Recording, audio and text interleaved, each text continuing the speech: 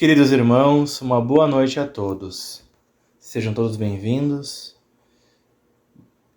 Dando sequência à nossa leitura e reflexão do Evangelho, desta vez no capítulo 17, item 10, o homem no mundo. Um sentimento de piedade deve sempre animar o coração daqueles que se reúnem sob os olhos do Senhor e imploram a assistência dos bons espíritos. Purificai, pois, os vossos corações, não deixeis neles demorar nenhum pensamento mundano ou fútil. Elevai vosso espírito até aqueles a quem chamais, a fim de que, encontrando em vós as disposições necessárias, possam lançar profusamente a semente que deve germinar em vossos corações e nele dar frutos de caridade e de justiça.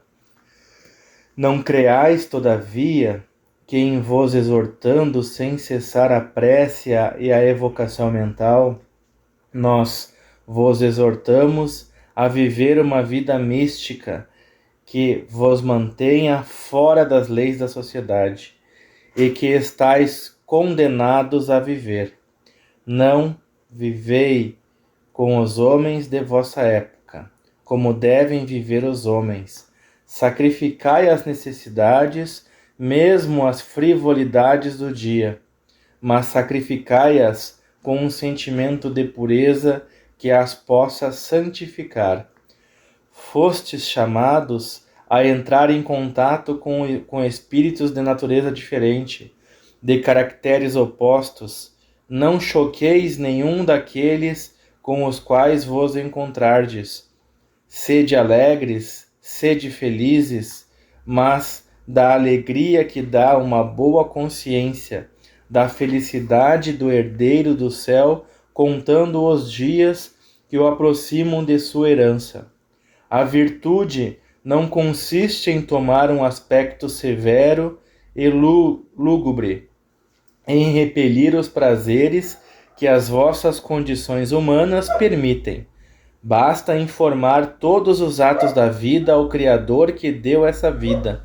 Basta, quando se começa ou acaba uma obra, elevar o pensamento até esse Criador e pedir-lhe, no impulso da alma, seja sua proteção para ser bem-sucedido, seja sua bênção para a obra terminada.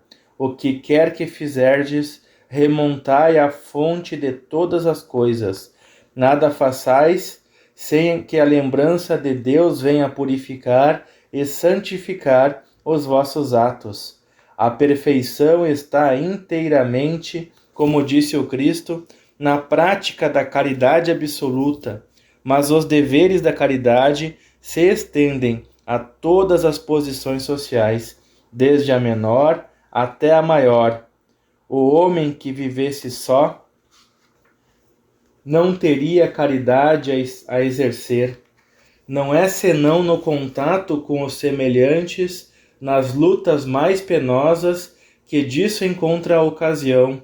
Aquele, pois, que se isola, priva-se voluntariamente do mais poderoso meio de perfeição, não tendo que pensar senão em si.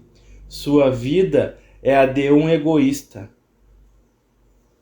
Não imagineis, pois, que para viver em comunicação constante conosco, para viver sob o olhar do Senhor, seja preciso envergar o cilício e cobrir-se de cinzas. Não, não. Ainda uma vez, sede felizes segundo as necessidades da humanidade, mas que em vossa felicidade não entre jamais nenhum pensamento, nenhum ato que possa ofendê-lo, ou fazer velar a face daqueles que vos amam e que vos dirigem. Deus é amor e abençoa aqueles que amam santamente. Um espírito protetor, Bordeaux, 1863. Bem, meus irmãos, esta passagem nos serve como um roteiro para que nós possamos compreender a importância de vivermos uma vida em harmonia entre o plano espiritual e o plano terreno e os seus preceitos, as suas particularidades. Lembrando que estamos aqui no mundo de provas e expiações, estamos reunidos entre irmãos mais ou menos adiantados e que, de certa forma, todos, independente da condição, servimos de instrumento para o progresso, para o aperfeiçoamento daquilo que necessitamos, cada um dando o que lhe é possível, oferecendo o que tem em mãos, de acordo com as suas possibilidades. E nós podemos e devemos entender que não são aqueles mais adiantados que auxiliam, os irmãos mais difíceis, os irmãos mais complicados, aqueles que encontram em maior conflito, perturbação, eles também servem como sublime instrumento para o nosso progresso.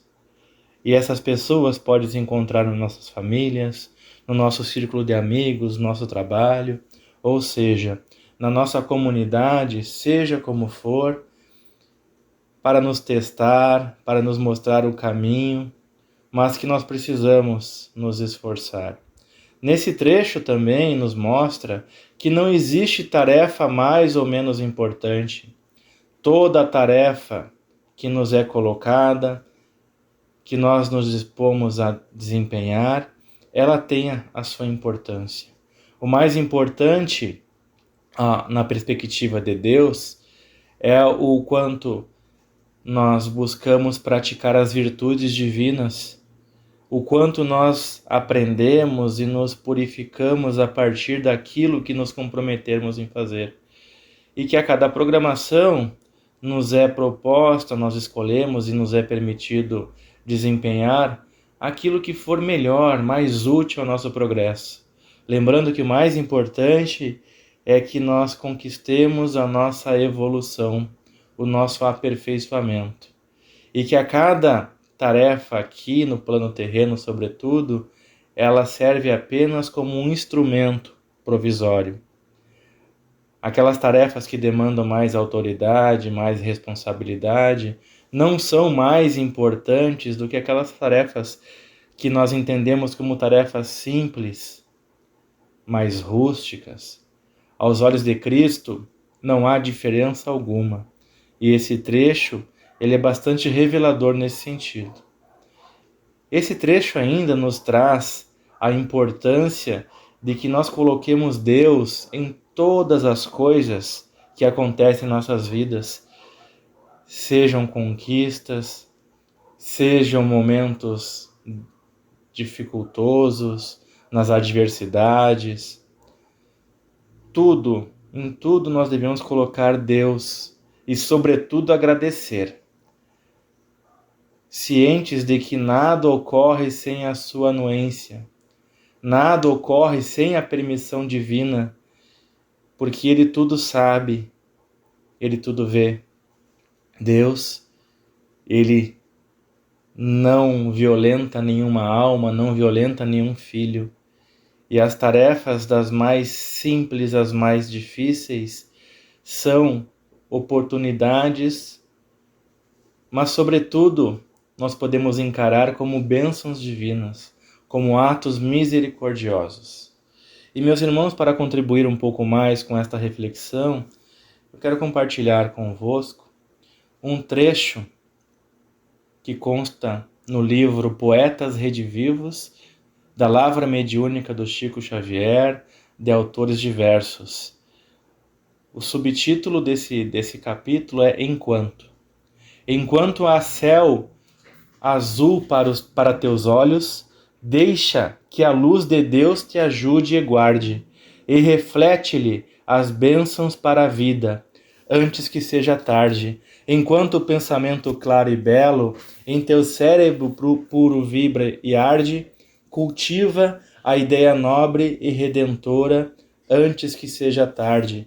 Enquanto moves tuas mãos robustas estende o bem, servindo sem alarde, e ampara a todos generosamente, antes que seja tarde.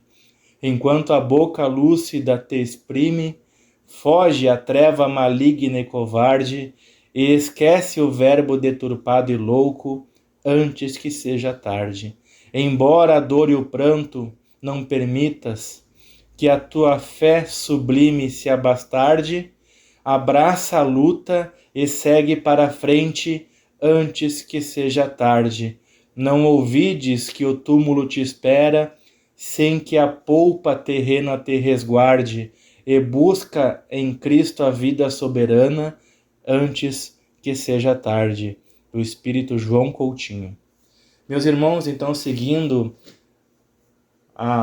ao final desta tarefa, vamos agradecer a Deus em primeiro lugar, a Jesus, nosso irmão e mestre, aos amigos espirituais que nesse momento estão nos acompanhando, nos envolvendo no seu amor, na sua alegria e na sua paz. Vamos agradecer e pedir por todos os irmãos necessitados de alguma natureza, que as suas preces possam ser assistidas de acordo com a necessidade e possibilidade de cada um, que os socorristas do espaço, eles possam prestar a recuperação, a harmonização dos corpos, das mentes e dos espíritos que buscam por auxílio nesse instante. Vamos pedir por todos aqueles irmãos que se encontram com alguma dificuldade, seja qual for, que as suas rogativas sejam atendidas.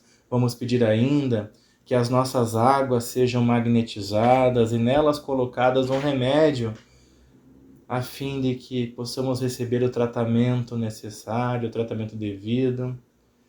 E mais uma vez agradecer por este momento, os nossos pensamentos elevados a Deus, a Jesus, aos planos mais altos, nossos corações e nossas mentes, cada vez mais cheios de alegria, de coragem, esperança e fé. Que assim seja.